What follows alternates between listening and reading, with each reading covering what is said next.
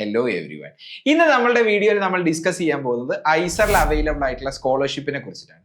അപ്പോൾ നമ്മൾ ഈ വീഡിയോയിൽ ഒരുപാട് സ്കോളർഷിപ്പിനെ കുറിച്ച് നമ്മൾ ഡിസ്കസ് ചെയ്യും. ആ വീഡിയോയിലേക്ക് കടക്കുന്നതിന്റെ മുന്നേ ഞാൻ നിങ്ങളോട് പറയുന്ന ഏറ്റവും ഇമ്പോർട്ടന്റ് ആയിട്ടുള്ള ഒരു കാര്യം എന്ന് പറയുന്നത്, എല്ലാ സ്കോളർഷിപ്പിനെ കുറിച്ചും ഒരു ജനറൽ ഐഡിയ ഉണ്ടാക്കാൻ വേണ്ടി മാത്രമേ ഈ വീഡിയോ കൊണ്ട് പറ്റുള്ളൂ. കാരണം ഓരോ വർഷവും എല്ലാ സ്കോളർഷിപ്പിനും വേണ്ട ക്രൈറ്റീരിയ, എലിജിബിലിറ്റി ഇതെല്ലാം മാറിക്കൊണ്ടിരിക്കുകയാണ്. സോ സ്വാഭാവികമായിട്ട് നിങ്ങൾ ഓരോ സ്കോളർഷിപ്പിനെ കുറിച്ച് കേൾക്കുക, അതിനെക്കുറിച്ച് കൂടുതൽ മനസ്സിലാക്കുക, അപ്ഡേറ്റഡ് ആവാൻ വേണ്ടിയിട്ട് ഞാൻ റെഫറൻസ് ആയിട്ട് കൊടുത്ത വെബ്സൈറ്റിൽ പോയി നോക്കുക. സോ അത് മനസ്സിലാക്കിക്കൊണ്ട് നമുക്ക് നമ്മുടെ വീഡിയോയിലേക്ക് കിടക്കാം. ഐസറിൽ അവൈലബിൾ ആയിട്ടുള്ള സ്കോളർഷിപ്പ് ഏതൊക്കെയാണ് എന്നുള്ളതാണ് നമ്മൾ നോക്കാൻ പോകുന്നത്. സ്വാഭാവികമായിട്ട് ഏറ്റവും ഇമ്പോർട്ടന്റ് ആയിട്ടുള്ള സ്കോളർഷിപ്പ് എന്ന് പറയുന്നത് ഇൻസ്പയർ സ്കോളർഷിപ്പ് ആണ്. ആദ്യമൊക്കെ ഐസറിൽ പഠിക്കുന്ന എല്ലാ വിദ്യാർത്ഥികളിലും ഇൻസ്പയർ സ്കോളർഷിപ്പ് കിട്ടിയിട്ടുണ്ടായിരുന്നു. ഇപ്പോ കോമ്പറ്റീഷൻ ടഫായി മാറി, കോമ്പറ്റീഷൻ കൂടി വരികയാണ്. ഇപ്പൊ എല്ലാവർക്കും അവൈലബിൾ ആവുന്നില്ല. അപ്പൊ ഏതൊക്കെ കുട്ടികൾക്കാണ് ഇൻസ്പയർ സ്കോളർഷിപ്പ് കിട്ടാനുള്ള ക്രൈറ്റീരിയ എന്ന് ചോദിക്കുകയാണെന്നുണ്ടെങ്കിൽ, നമ്മളുടെ ബോർഡ് എക്സാമിന് +2 ബോർഡ് എക്സാമിന് ടോപ്പ് 1% കുട്ടികൾക്ക് മാത്രമേ കിട്ടുകയുള്ളൂ. അപ്പൊ നിങ്ങളുടെ ഒരു ബോർഡ് എക്സാമിന്റെ മാർക്ക് ഒരു 99% മാർക്ക് ഒക്കെ ആണെന്നുണ്ടെങ്കിലാണ് നിങ്ങൾക്ക് കിട്ടാൻ സാധ്യതയുള്ളൂ. കേരള ബോർഡിന്റെ കാര്യമാണ് പറയുന്നത്. ഇനി ഏത് ബോർഡും ആയിക്കോട്ടെ, അതിലെ ടോപ്പ് 1% കുട്ടികൾക്ക് മാത്രമേ ഈ സ്കോളർഷിപ്പ് കിട്ടാൻ സാധിക്കുകയുള്ളൂ. അപ്പൊ അതാണ് ഇമ്പോർട്ടന്റ് ആയിട്ടുള്ള ഒരു കാര്യം എന്ന് പറയുന്നത്.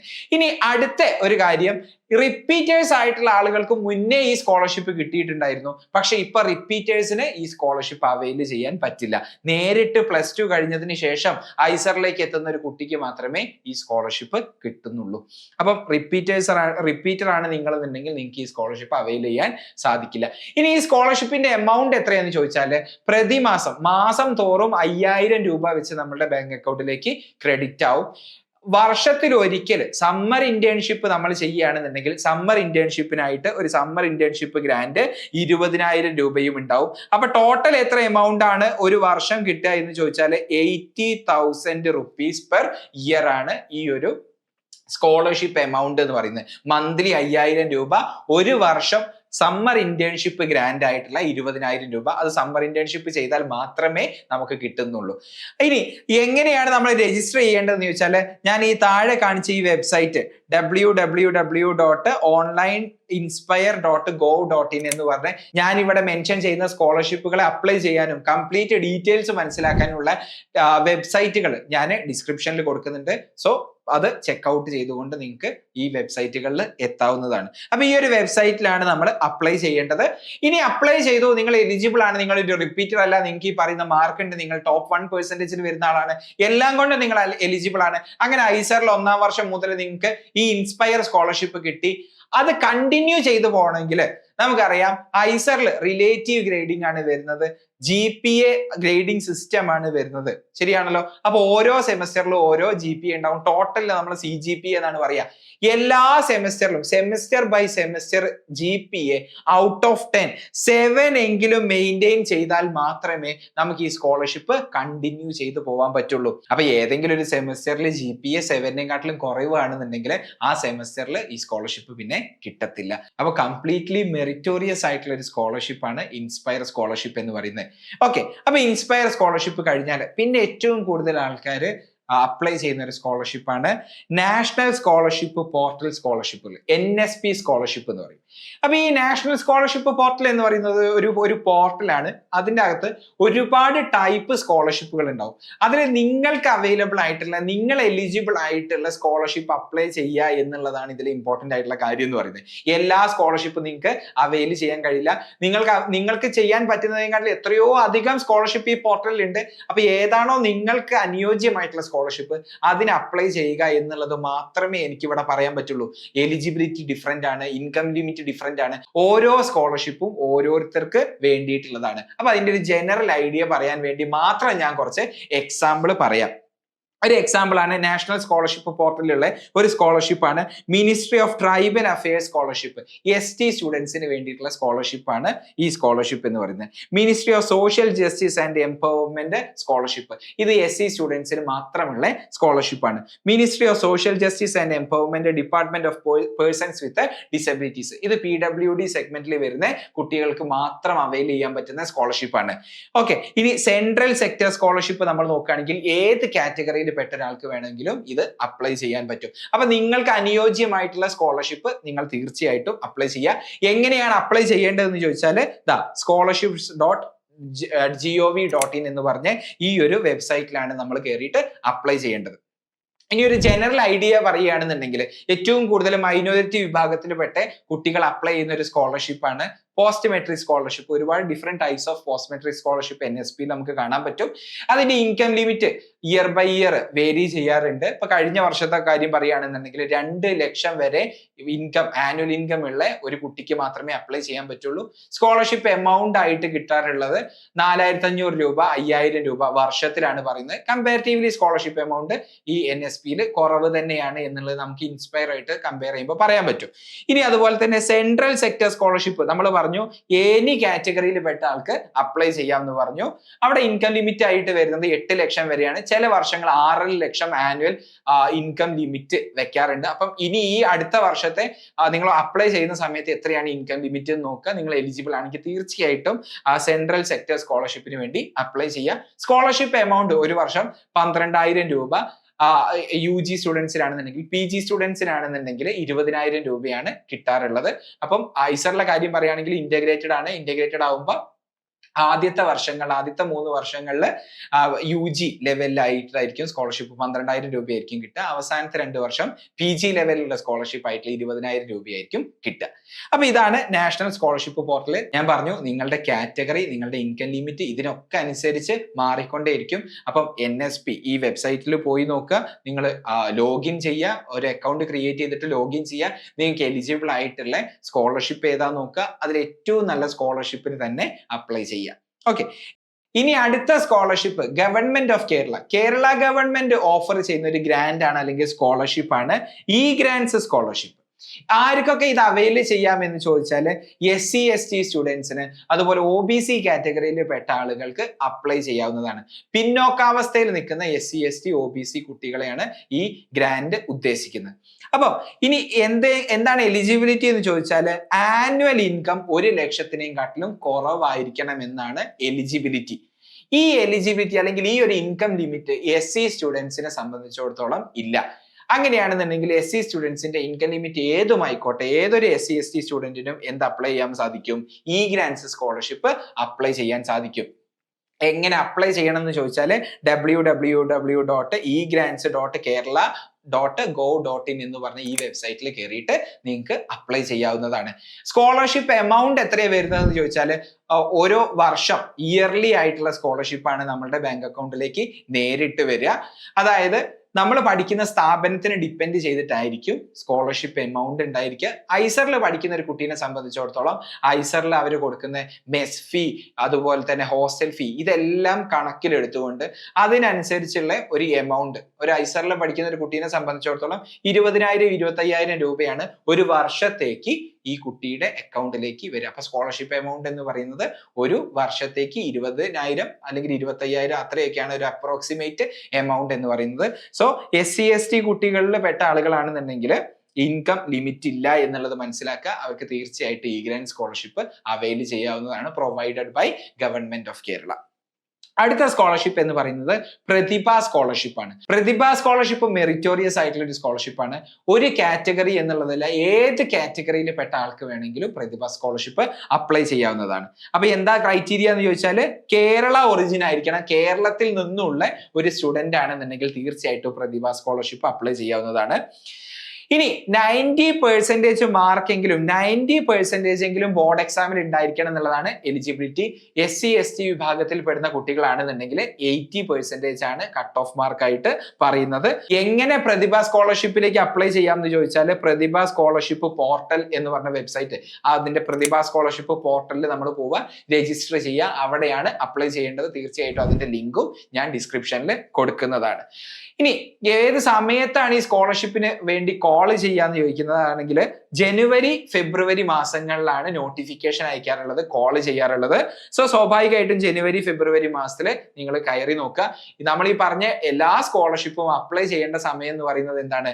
ഫസ്റ്റ് ഇയറിലാണ്. നിങ്ങൾ ഐസറിൽ ജോയിൻ ചെയ്ത ഫസ്റ്റ് ഇയറിലാണ് ഈ കണ്ട എല്ലാ സ്കോളർഷിപ്പും തന്നെ നമ്മൾ അപ്ലൈ ചെയ്യേണ്ട സമയം എന്ന് പറയുന്നത് അപ്പൊ പ്രതിഭ സ്കോളർഷിപ്പിന്റെ സമയം എന്ന് പറയുന്നത് ഏകദേശം ജനുവരി ഫെബ്രുവരി മാസത്തിലാണ് അവര് ക്ഷണിക്കുന്നത്. അപ്പൊ ഇനി എത്രയാണ് സ്കോളർഷിപ്പ് എമൗണ്ട് എന്ന് ചോദിച്ചാൽ, ഒന്നാമത്തെ വർഷം വിദ്യാർത്ഥിക്ക് 12,000 രൂപയാണ് ഒരു വർഷം സ്കോളർഷിപ്പ് എമൗണ്ട്. രണ്ടാമത്തെ വർഷമാണെങ്കിൽ 18,000 രൂപ, മൂന്നാമത്തെ വർഷമാണെന്നുണ്ടെങ്കിൽ 24,000 രൂപ. ഇനി PG ലെവൽ ഒന്നാമത്തെ വർഷം എന്ന് പറഞ്ഞാൽ നമ്മൾ ഐസറിന്റെ കാര്യം പറയുമ്പോൾ നാലാമത്തെ വർഷമാണെന്നുണ്ടെങ്കിൽ 40,000 രൂപ, അതുപോലെ അഞ്ചാമത്തെ വർഷമാണെങ്കിൽ 60,000 രൂപ. ഇതാണ് നമ്മുടെ സ്കോളർഷിപ്പ് എമൗണ്ട് എന്ന് പറയുന്നത്. ക്ലിയർ ആണല്ലോ? അപ്പൊ നമ്മൾ കമ്പാരിറ്റീവ്ലി നല്ലൊരു സ്കോളർഷിപ്പാണ് പ്രതിഭ സ്കോളർഷിപ്പ് എന്ന് പറയുന്നത്. ഇനി അടുത്തത് സമുന്നതി സ്കോളർഷിപ്പ് ആണ്. സമുന്നതി സ്കോളർഷിപ്പ് ആരെയാണ് ടാർഗറ്റ് ചെയ്യുന്നത് എന്ന് ചോദിച്ചാൽ, അൺറിസർവ്ഡ് കാറ്റഗറിയിലുള്ള സാമ്പത്തികമായിട്ട് പിന്നോക്കാവസ്ഥയിൽ നിൽക്കുന്ന ആളുകളെ ടാർഗറ്റ് ചെയ്തുകൊണ്ടുള്ള ഒരു സ്കോളർഷിപ്പാണ്. അപ്പൊ ആരാണ് എലിജിബിൾ ആയിട്ടുള്ളതെന്ന് ചോദിച്ചാൽ, അൺറിസർവ്ഡ് കാറ്റഗറിക്ക് മാത്രമേ ഈ സമുന്നതി സ്കോളർഷിപ്പ് അപ്ലൈ ചെയ്യാൻ സാധിക്കുകയുള്ളൂ. അപ്പൊ ഇനി ഇത് എങ്ങനെയാണ് അപ്ലൈ ചെയ്യേണ്ടത് എന്ന് ചോദിച്ചാൽ, www.kswcfc.org എന്ന് പറഞ്ഞ വെബ്സൈറ്റിലാണ് നമ്മൾ പോയിട്ട് രജിസ്റ്റർ ചെയ്യുകയും ഈ സ്കോളർഷിപ്പിന് വേണ്ടി അപ്ലൈ ചെയ്യുകയും ചെയ്യേണ്ടത്. ഇനി ഈ സ്കോളർഷിപ്പിന്റെ ഒരു പ്രത്യേകത, നമ്മൾ ഐസറിൽ 5 വർഷമാണ് പഠിക്കുന്നത്, ശരിയല്ലേ? ഈ 5 വർഷവും എല്ലാ വർഷവും നമ്മൾ അപ്ലൈ ചെയ്തുകൊണ്ടേയിരിക്കണം. നമ്മൾ ഈ കഴിഞ്ഞ സ്കോളർഷിപ്പുകളൊക്കെ നമ്മൾ ഒന്നാമത്തെ വർഷം അപ്ലൈ ചെയ്താൽ മതി. അല്ലെങ്കിൽ ഇനി UG PG തരംതിരിവുള്ള സ്കോളർഷിപ്പ് ആണെന്നുണ്ടെങ്കിൽ UGന്റെ ഫസ്റ്റ് ഇയറിലും PGന്റെ ഫസ്റ്റ് ഇയറിലും, അതായത് ഐസറിന്റെ കാര്യം പറയുകയാണെങ്കിൽ ഒന്നാമത്തെ വർഷവും നാലാമത്തെ വർഷവും ജസ്റ്റ് ഒന്ന് രജിസ്റ്റർ ചെയ്താൽ മതി, അല്ലെങ്കിൽ അപ്ലൈ ചെയ്താൽ മതി. പക്ഷെ സമുന്നതി സ്കോളർഷിപ്പിന്റെ കാര്യം പറയുമ്പം നമുക്ക് സ്കോളർഷിപ്പ് കിട്ടേണ്ട എല്ലാ വർഷവും നമ്മൾ അപ്ലൈ ചെയ്തുകൊണ്ടിരിക്കണം. അതായത് നിങ്ങൾ ഐസറിൽ 5 വർഷം പഠിക്കുന്നുണ്ടെന്നുണ്ടെങ്കിൽ 5 വർഷവും അപ്ലൈ ചെയ്യണം. അപ്പൊ അപ്ലൈ ചെയ്യാനുള്ള ഒരു എലിജിബിലിറ്റി എന്ന് പറയുന്നത് എന്താണ്? റിസർവേഷൻ കാറ്റഗറിയിൽ പെടുന്ന ഒരാളാവരുത്, അൺറിസർവ്ഡ് കാറ്റഗറിയിൽ പെടുന്ന ആളാവണം. ഇനി അടുത്ത ക്രൈറ്റീരിയ എന്ന് പറയുന്നത് ആനുവൽ ഇൻകം 4 ലക്ഷത്തിനെയും കാട്ടിലും കുറവുള്ള അൺറിസർവ്ഡ് കാറ്റഗറിയിൽ പെട്ട ഒരാളാവണം എന്നുള്ളതാണ്.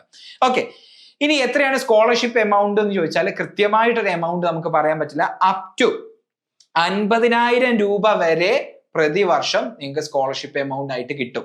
അപ്പൊ അതിനെ മെയിൻലി ഡിപ്പെൻഡ് ചെയ്യുന്നത് നമ്മൾ പഠിക്കുന്ന സ്ഥാപനം, അതുപോലെ നമ്മുടെ ഇൻകം, ഇതൊക്കെയാണ് തീർച്ചയായിട്ടും ഈ സ്കോളർഷിപ്പ് എമൗണ്ടിനെ ഡിപ്പെൻഡ് ചെയ്യുന്ന ഫാക്ടേഴ്സ് എന്ന് പറയുന്നത്. ഇനി ഏത് സമയത്താണ് വിളിക്കുക എന്ന് ചോദിച്ചാൽ, സാധാരണഗതിയിൽ ഫെബ്രുവരി മാസം അല്ലെങ്കിൽ ജനുവരി ആ ഒരു സമയത്താണ് വിളിക്കാറുള്ളത്. അത് പറയാൻ വേണ്ടിയിട്ട് ഞാനൊരു എക്സാമ്പിൾ കാണിച്ചതാണ്. ഈ വർഷം വിളിച്ചത് 2024, ഈ വർഷം വിളിച്ചത് ഫെബ്രുവരി 6-ാം തീയതിയാണ്. അപ്പൊ നിങ്ങൾ ഈ ഒരു സ്കോളർഷിപ്പിന് അപ്ലൈ ചെയ്യാൻ വിചാരിക്കുന്ന ആളാണെങ്കിൽ സ്വാഭാവികമായിട്ട് നോട്ടിഫൈഡ് ആയിട്ടിരിക്കുക. അതിന് വേണ്ടിയിട്ട് തീർച്ചയായിട്ടും ഈ വെബ്സൈറ്റ് ഈ ഒരു സമയവും, അതായത് ജനുവരി ഫെബ്രുവരി സമയത്തൊക്കെ നിങ്ങൾ ഈ വെബ്സൈറ്റിൽ കയറി കണ്ടിന്യൂസ് ആയിട്ട് ചെക്ക് ചെയ്തുകൊണ്ടിരിക്കുക. അപ്പൊ നോട്ടിഫൈഡ് ആയിട്ടിരിക്കും, സോ ദാറ്റ് നിങ്ങൾക്ക് സ്കോളർഷിപ്പിന്റെ ഒരു അവസരം മിസ്സാവത്തില്ല. ഇനി അടുത്ത ഒരു നാഷണൽ ലെവലിലുള്ള സ്കോളർഷിപ്പാണ് ചാണക്യ സ്കോളർഷിപ്പ്. ചാണക്യ സ്കോളർഷിപ്പും തീർച്ചയായിട്ടും മെറിറ്റോറിയസ് ആയിട്ടുള്ള സ്കോളർഷിപ്പാണ്. ആരൊക്കെയാണ് ചാണക്യ സ്കോളർഷിപ്പിന് എലിജിബിൾ ആയിട്ടുള്ള ആളെന്ന് ചോദിച്ചാൽ, ആനുവൽ ഇൻകം 8 lakhsന് കുറവാവണം. 8 ലക്ഷത്തിന് താഴെ ആനുവൽ ഇൻകം ഉള്ള ഒരാൾക്ക് മാത്രമേ അപ്ലൈ ചെയ്യാൻ സാധിക്കുള്ളൂ. +2 മാർക്ക് 85% മുകളിൽ മാർക്കുള്ള ഒരു ആളായിരിക്കണം. ഇനി മൂന്നാമത്തെ ക്രൈറ്റീരിയ എന്ന് പറയുന്നത്, ഈ സ്കോളർഷിപ്പ് നമുക്ക് അവൈൽ ചെയ്യാൻ വേണ്ടിയിട്ട് നമ്മൾ ഒരു എക്സാം എഴുതണം. ആ എക്സാമിന്റെ പേരാണ് ചാണക്യ സ്കോളർഷിപ്പ് എലിജിബിലിറ്റി ടെസ്റ്റ്. ആ പരീക്ഷയിൽ മിനിമം 50% മാർക്കെങ്കിലും ഉള്ള ഒരു കുട്ടിക്ക് മാത്രമേ ഈ സ്കോളർഷിപ്പ് അവൈൽ ചെയ്യാൻ അവസരം ഉണ്ടാവുള്ളൂ.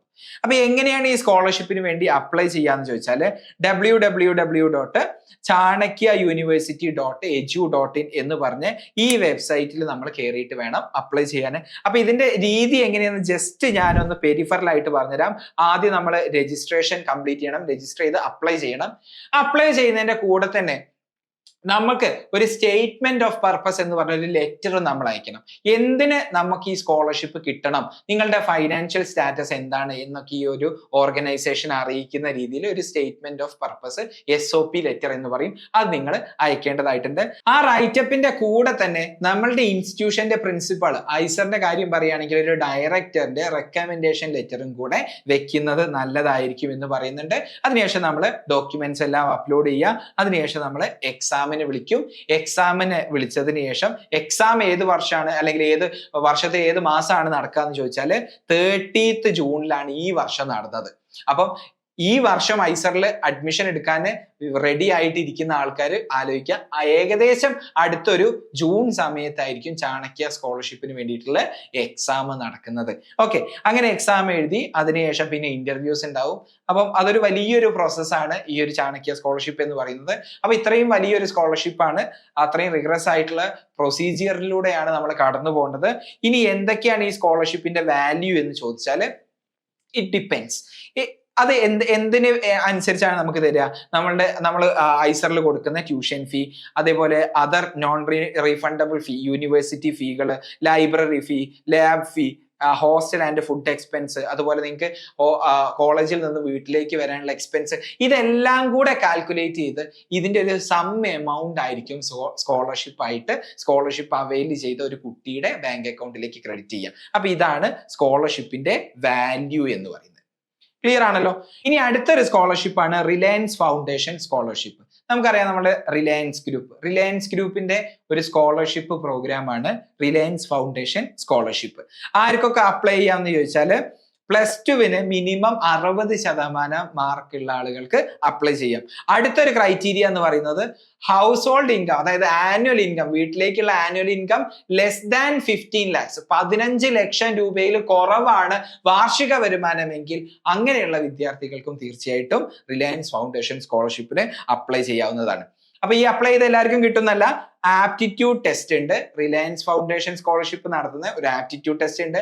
ആ ആപ്റ്റിറ്റ്യൂഡ് ടെസ്റ്റ് പാസ്സാവുന്ന ആളുകളെയാണ് സെലക്ട് ചെയ്തതിനു ശേഷം എന്തായാലും ഒരു ഡെഫിനിറ്റ് നമ്പർ ഓഫ് ആളുകൾക്ക് മാത്രമേ, സ്റ്റുഡൻസിന് മാത്രമേ സ്കോളർഷിപ്പ് കൊടുക്കാൻ പറ്റുള്ളൂ അല്ലെ. അപ്പൊ ഈ പാസ്സായിട്ടുള്ള ആൾക്കാർ അതിന്റെ മെറിറ്റിനനുസരിച്ചാണ് എല്ലാവർക്കും സ്കോളർഷിപ്പ് കൊടുക്കുന്നത്. അപ്പൊ അതിലെ ഏറ്റവും ടോപ്പ് കുട്ടികൾക്കായിരിക്കും സ്കോളർഷിപ്പ് വരിക. ഇനി സ്കോളർഷിപ്പ് എമൗണ്ട് എത്രയാന്ന് ചോദിച്ചാല്, സ്കോളർഷിപ്പ് എമൗണ്ട് UG കുട്ടികൾക്ക് 2 ലക്ഷമാണ്. ആ UG കാലയളവിൽ 2 ലക്ഷമാണ് കിട്ടുക. അതായത് 3 വർഷത്തേക്ക് 2 ലക്ഷം രൂപ, അപ് ടു 2 ലക്ഷം രൂപയാണ് കിട്ടുക. PG സ്റ്റുഡൻസ് എന്ന് പറഞ്ഞാൽ എന്താ, സാധാരണഗതിയിൽ 2 വർഷത്തേക്കല്ലേ PG സ്റ്റുഡൻസ് പഠിക്കുക, അവർക്ക് അപ് ടു 6 lakhs ആണ് ഈ റിലയൻസ് ഫൗണ്ടേഷൻ സ്കോളർഷിപ്പ് ഉണ്ടായിരിക്കുക എന്നുള്ളത് മനസ്സിലാക്കുക. അപ്പൊ നമുക്കറിയാം ഐസറിന്റെ അകത്ത് ഇന്റഗ്രേറ്റഡ് പ്രോഗ്രാം ആയതുകൊണ്ട് തന്നെ ആദ്യത്തെ 3 വർഷത്തേക്ക് 2 ലക്ഷം രൂപയും 4ാമത്തെയും 5ാമത്തെയും വർഷത്തേക്ക് 6 ലക്ഷം രൂപയുമാണ് കിട്ടുക. അതായത് ഈ സ്കോളർഷിപ്പ് നിങ്ങൾ അവൈൽ ചെയ്യുകയാണെന്നുണ്ടെങ്കിൽ തീർച്ചയായിട്ടും നിങ്ങൾക്ക് ഏകദേശം 2ഉം 6ഉം 8 ലക്ഷം രൂപയാണ് 5 വർഷത്തേക്ക് സ്കോളർഷിപ്പ് എമൗണ്ട് ആയിട്ട് കിട്ടാൻ പോകുന്നത്. ക്ലിയർ ആണല്ലോ. ഇനി എങ്ങനെയാണ് നമ്മളെ സ്കോളർഷിപ്പിന് വേണ്ടി അപ്ലൈ ചെയ്യാന്ന് ചോദിച്ചാല് scholarships.reliancefoundation.org എന്ന് പറഞ്ഞ വെബ്സൈറ്റിൽ പോയിട്ട് നമ്മൾ രജിസ്റ്റർ ചെയ്യുക, എക്സാം എടുക്കുക, അതിന്റെ മെറിറ്റ് ബേസ്ഡുള്ള ലിസ്റ്റ് പബ്ലിഷ് ചെയ്യും. അങ്ങനെയാണ് റിലയൻസ് ഫൗണ്ടേഷൻ സ്കോളർഷിപ്പിന് വേണ്ടി അപ്ലൈ ചെയ്യേണ്ട രീതി എന്ന് പറയുന്നത്. ഇനി അടുത്തത് ഞാൻ പറയാൻ പോകുന്നത് ഒരു കൂട്ടം സ്കോളർഷിപ്പാണ്, എല്ലാവർക്കും അവൈൽ ചെയ്യാൻ പറ്റുന്ന സ്കോളർഷിപ്പുകളല്ല. അപ്പൊ നമ്മൾ നോക്കുകയാണെന്നുണ്ടെങ്കിൽ CRPF, CISF, railways, public sector undertakings, PSUs, ഇതിലെല്ലാം വർക്ക് ചെയ്യുന്ന ഈ എംപ്ലോയീസിന്റെ മക്കൾക്കുള്ള സ്കോളർഷിപ്പുകളാണ്. അപ്പൊ ആരാണ് എലിജിബിൾ ആയിട്ടുള്ളത്? Children of employees in these sectors. ഈ സെക്ടറിൽ വർക്ക് ചെയ്യുന്ന എംപ്ലോയീസിന്റെ മക്കൾക്കാണ് ഈ സ്കോളർഷിപ്പ് അവൈലബിൾ ആയിട്ടുണ്ടാവുക. ആൻഡ് ആപ്ലിക്കേഷൻ എന്ന് പറയുന്നത് ഓരോ ബോർഡിനും അതത് ഡിപ്പാർട്ട്മെന്റിനും അനുസരിച്ചുള്ള സെലക്ഷൻ പ്രോസസ് ആണ്. അത് എനിക്ക് എന്തായാലും ഈ ഒരു വീഡിയോയിലൂടെ കവർ ചെയ്യാൻ പറ്റില്ല. അപ്പം CRPF, CISF, റെയിൽവേസ്, PSUസിലൊക്കെ വർക്ക് ചെയ്യുന്ന പാരന്റ്സ് ആണ് നിങ്ങളെങ്കിൽ തീർച്ചയായിട്ടും ആ സ്കോളർഷിപ്പ്, അങ്ങനെ ഒരു സ്കോളർഷിപ്പ് ഉണ്ട് എന്നുള്ളത് നിങ്ങൾ മനസ്സിലാക്കുക. അങ്ങനെ ഒരു സ്കോളർഷിപ്പ് ഐസറിൽ അവൈലബിൾ ആണ് എന്നുള്ളത് മനസ്സിലാക്കുക. തീർച്ചയായിട്ടും അതിന് വേണ്ട കാര്യങ്ങൾ പിന്നെ നിങ്ങൾ അന്വേഷിച്ച് കണ്ടുപിടിക്കുക. ഐസറിന്റെ അക്കാഡമിക് ഓഫീസിൽ ചോദിക്കുകയാണെങ്കിൽ തീർച്ചയായിട്ടും നിങ്ങളെ സഹായിക്കുന്നതാണ്. അപ്പൊ ഈ ഒരു വീഡിയോയിലൂടെ നമ്മൾ ഉദ്ദേശിച്ചത് ഐസറിൽ അവൈലബിൾ ആയിട്ടുള്ള സ്കോളർഷിപ്പുകൾ നമ്മൾ ഡിസ്കസ് ചെയ്യുക എന്നുള്ളതാണ്. നിങ്ങൾ ഒരു കാര്യം ഇമ്പോർട്ടന്റ് ആയിട്ട് മനസ്സിലാക്കണം, വളരെ ജനറൽ ആയിട്ടുള്ള ഒരു ഐഡിയ മാത്രമേ നമുക്ക് ഈ വീഡിയോയിലൂടെ തരാൻ സാധിക്കുകയുള്ളൂ. അപ്പൊ എല്ലാ സ്കോളർഷിപ്പിനെ കുറിച്ചും നിങ്ങൾ അത് ഒരിക്കലും മിസ് ചെയ്യാതിരിക്കാൻ വേണ്ടിയിട്ട് എല്ലാ സ്കോളർഷിപ്പിനെ കുറിച്ചും നിങ്ങൾ അവെയർ ആയിരിക്കുക. ആൻഡ് അതിനെക്കുറിച്ച് ഇൻ ഡെപ്ത് കാര്യങ്ങൾ, അതിന്റെ സർക്കുലർ PDF-കൾ വെബ്സൈറ്റിൽ പോയിട്ട് ഡൗൺലോഡ് ചെയ്യുക. അതിന്റെ എല്ലാ വെബ്സൈറ്റുകളിലേക്കുള്ള ലിങ്ക് ഞാൻ താഴെ കൊടുക്കുന്നുണ്ട്. എല്ലായ്പ്പോഴും സർക്കുലർ അവൈലബിൾ ആയിരിക്കില്ല, അത് ആ സമയത്ത് മാത്രമേ സർക്കുലർ ഉണ്ടാവുള്ളൂ. അതുകൊണ്ട് തന്നെ എനിക്ക് ഇതിൽ കംപ്ലീറ്റ് ആയിട്ട് ലിങ്ക് ഡയറക്റ്റ് ആയിട്ട് കൊടുക്കാനും പരിമിതി ഉണ്ട് എന്നുള്ളത് ഞാൻ ഇവിടെ പറയുകയാണ്. അപ്പൊ തീർച്ചയായിട്ടും ഇൻ ഡെപ്ത് ആയിട്ടുള്ള നോളജിന് വേണ്ടിയിട്ട് വെബ്സൈറ്റും സർക്കുലറും കംപ്ലീറ്റ് ആയിട്ട് വായിക്കുക, എലിജിബിലിറ്റി മനസ്സിലാക്കുക, യഥാസമയം തന്നെ അപ്ലൈ ചെയ്യുക. അപ്ലൈ ചെയ്യുമ്പം സ്വാഭാവികമായിട്ടും കുറെ ഡോക്യുമെന്റ്സ് അവർ ചോദിക്കും. ആ ഡോക്യുമെന്റ്സ് കൃത്യമായിട്ട് തന്നെ അപ്ലോഡ് ചെയ്ത് കൊടുക്കുക. അപ്പൊ ഞാൻ പറഞ്ഞു വന്നത്, ഈ ഒരു വീഡിയോ മാത്രം നിങ്ങൾ റെഫറൻസ് ആക്കരുത്. ഈ വീഡിയോ ചെയ്യാനുള്ള ഉദ്ദേശം എന്ന് പറയുന്നത് ഇത്തരം സ്കോളർഷിപ്പുകളൊക്കെ ഉണ്ട്, അങ്ങനെ നിങ്ങൾ എലിജിബിൾ ആണ് നിങ്ങൾ തോന്നുന്നുണ്ടെന്നുണ്ടെങ്കിൽ തീർച്ചയായിട്ടും നിങ്ങൾ പോയിട്ട് അതിനെക്കുറിച്ച് കൂടുതൽ ഡീറ്റെയിൽസ് മനസ്സിലാക്കാൻ വേണ്ടിയിട്ടുള്ളതാണ്. അതായത് ഞാനത് പറയുന്നതിനുള്ള കാരണം എന്ന് പറയുന്നത് എലിജിബിലിറ്റിയും ക്രൈറ്റീരിയ ഒക്കെ ഓരോ വർഷവും മാറിക്കൊണ്ടിരിക്കുകയാണ്. അപ്പൊ ഇത് മാത്രം നോക്കിക്കൊണ്ടിരിക്കുന്ന ഒരു കുട്ടിക്ക് ഒരിക്കലും ആ സ്കോളർഷിപ്പ് മിസ്സാവരുത് എന്ന് വിചാരിച്ചിട്ടാണ് ഞാൻ അങ്ങനെ പറയാനുള്ള കാരണം. അപ്പോൾ ഐസറിൽ അവൈലബിൾ ആയിട്ടുള്ള സ്കോളർഷിപ്പുകളെ കുറിച്ചാണ് നമ്മൾ ഈ വീഡിയോയിലൂടെ ഡിസ്കസ് ചെയ്തത്. ഈ വീഡിയോ ഉപകാരപ്രദമായി എന്ന് നിങ്ങൾക്ക് തോന്നുന്നുണ്ടെങ്കിൽ തീർച്ചയായിട്ടും നിങ്ങൾ ഈ വീഡിയോ ഒന്ന് ലൈക്ക് ചെയ്യുക. നിങ്ങൾക്ക് ഇത് ഉപകാരപ്രദമാണ് എന്ന് തോന്നുന്ന ഫ്രണ്ട്സിനും വീഡിയോ ഒന്ന് ഷെയർ ചെയ്ത് കൊടുക്കുക. തീർച്ചയായിട്ടും നിങ്ങൾക്ക് കമന്റ് ബോക്സിലൂടെ നിങ്ങളുടെ ഡൗട്ടും സജഷൻസും അറിയിക്കാവുന്നതാണ്. നമ്മൾ ഐസറിന് അറൗണ്ട് ആയിട്ടുള്ള ഒരു കമ്മ്യൂണിറ്റി ഒരു ടെലിഗ്രാം ചാനലിലൂടെ കൊണ്ടുപോകുന്നുണ്ട്. തീർച്ചയായിട്ടും നിങ്ങൾ ഒരു ഐസർ ആസ്പിരന്റ് ആണെങ്കിലോ അല്ലെങ്കിൽ ഒരു പാരന്റ് ആണെങ്കിലോ ആ ഐസർ കമ്മ്യൂണിറ്റി ടെലിഗ്രാം ഗ്രൂപ്പും ഒന്ന് ചെക്ക്ഔട്ട് ചെയ്ത് നോക്കുക. അതിന്റെ ലിങ്കും ഞാൻ ഡിസ്ക്രിപ്ഷനിൽ കൊടുക്കുന്നുണ്ട്. സോ അടുത്തൊരു വീഡിയോ ആയിട്ട് നമുക്ക് വീണ്ടും കാണാം. Thanks for watching.